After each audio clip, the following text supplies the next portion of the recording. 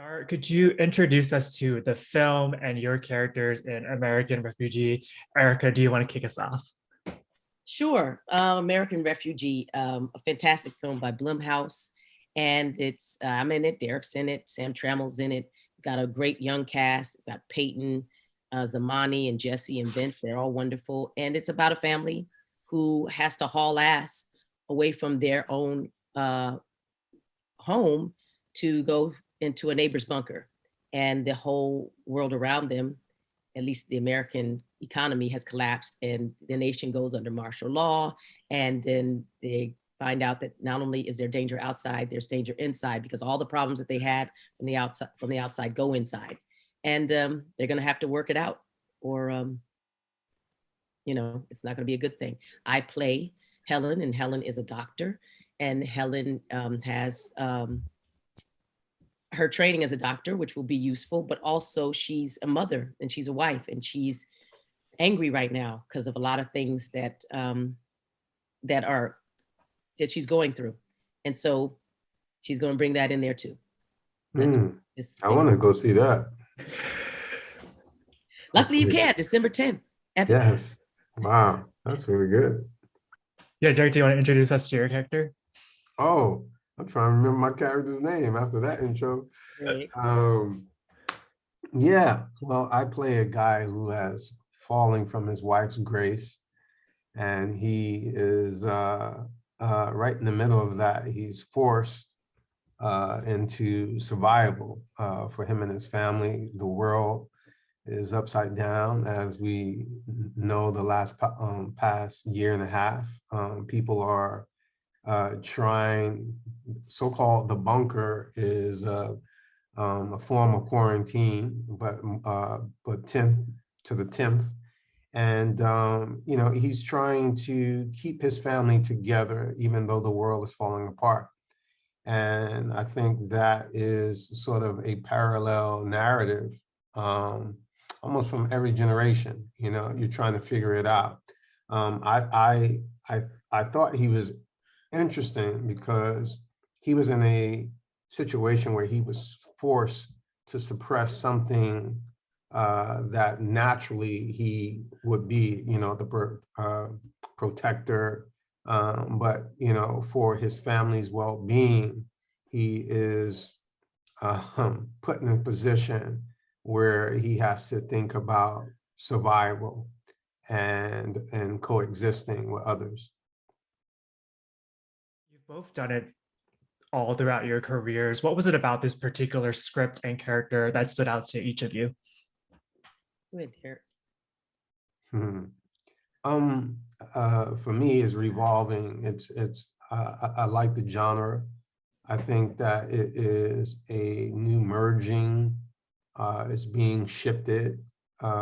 It's not just horror. Erika mentioned before, it's like horror with the hybridity of science, culture, and I think that's what makes music interesting, is when two sort of genres come together. And I like that. I like culture, voice. I like that you see perhaps two families that wouldn't normally interacting. So for me, it's the theme is family, and the suspense genre and my cast that was very attractive.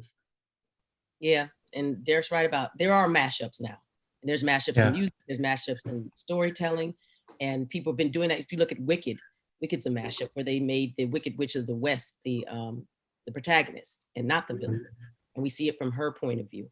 And and I think that's really smart to start to spin things on their head, because a lot of these young people especially have seen a lot. And so their expectations are high, they get bored very quickly. But if you put two things together that normally don't go together, and you do it successfully, people go, oh man, okay, wow, I can do that. And I think that challenges everything. And I think that we're in a time where we're going to challenge even how story structure and how much we can take. And we apparently can take a lot of things going on at the same time. Oh, great answer. And when we're introduced to your characters in the film, they're struggling with their relationship, and we see that throughout the course of the film. How did the two of you collaborate on building that tension and backstory that we see on screen? Just spend a day with Derek and you'll have a very interesting young man. He loves to talk about things. He loves to introduce things to see what you're going to say. And then he just sits back and goes, because he's thought about a lot of things and he's grown up differently. In fact, I was very surprised to hear about how he doesn't really look at a lot of pop culture. So a lot of these things are new to him. I would make jokes and he'd go, "What's that?" I go, "Is he taking the piss? He don't know what that is." No, he doesn't, because he sort of wanted to keep himself, I think, in a more innocent state. And I don't mean that badly. I mean, he didn't want to be influenced by the world and just sort of take on all these things. And he might have also been a state of protection, that he's, there were maybe as the limits of what he wanted to experience, just coming to his space and being introduced that way. And I don't know if I'm right about that, but whatever it was interesting to be around him, because I haven't met any Black man that was like that, that wasn't in, say, jail and cut off from from a natural source of television. You know what I mean? So there you go. I think it was wonderful. And there was no, I think that we came in and vibed on a collaboration of where he has his faith. I'm a preacher's daughter, and I'm also agnostic. I think we're curious. I think we're curious about each other. And it's good that we're not afraid of each other. And believe it or not, sometimes you come in and you're afraid of the other person. And I think right away, we established that we were curious about each other, and we would have our boundaries, but we would not afraid to touch, not afraid to eat with each other, not afraid to joke and bump up against each other and then come back again and be very happy to see each other the next morning. In addition to that dynamic, we see this intense power struggle that emerges between all of the characters. Which dynamic was your favorite to explore, and why? Erika. Go on, you have it. He has the hardest power dynamic, because he's the male, and he has to suppress it. So tell us how that worked, because it wasn't easy. Also, he's a Black man. That's dynamics in there, even though we don't talk about it. Well, that's an interesting, that is interesting, because I'm always asking myself, or my wife will ask me, she was just like, well, if that was your son, what would you do? What would you say? What would you tell him? And to be in a situation, realistic or unrealistic to others, and to feel powerless on one instant, but feel like it's necessary. Here's what a mentor said to me most recently. He said, Derek, there's a lot of protests happening. And he said, but what do you want? And so I sat there and I was quiet. And he was just saying, it's okay to protest, but he said, you should also know what you want. And what he was basically saying was, he was giving me a license to think. And I think, in this story, the brilliantly played by Erika and Sam, that our characters, my character was forced to be in a situation where he had to think, you know what I mean? He had to think, because there was more at stake than just him. It was his family, And I think if we think about that universally, about humans, that even though we're not the same color, but if you think it in the realms of family, I think we could be in a better state, Yeah, I just made that up.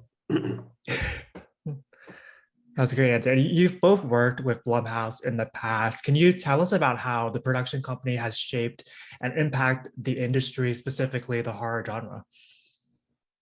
Well, I famously worked in Get Out, and at the time, I had no awareness of Blumhouse as a force or an entity. So I have to say I have more of an understanding about it now. And I think what's great about it is, going back to the mashup, they understood that mixing suspense with thriller, with sci-fi, with zombie, with this or that, blah, blah, blah, with drama, meaning just human drama, would be valuable. Yeah. And they've made a whole business model out of it. I hope that it's a great reflection of storytelling. And it's also giving different people opportunities to be in those movies because they're not leveraging 20 to 30 million dollars and just using the same talent over and over again. We'll get new voices, we'll get new people starting their careers, we'll get people who have careers getting re-energized, and people having looks at them in a different way. So this is all good. I hope that, frankly, that a lot of the things that does happen is that the salaries start to go up, and that the the conversation around doing these things at such a low budget has to be addressed, because if you're doing well, it should be something that passes on to people who help build. Well, I like that. Yeah, re-energize salaries. All of us. Yeah. Yeah, it's a new audience. I mean, Blumhouse is, capitalizing on that. And what I'm hoping too is you have more diversity in those genres, and that's important. And you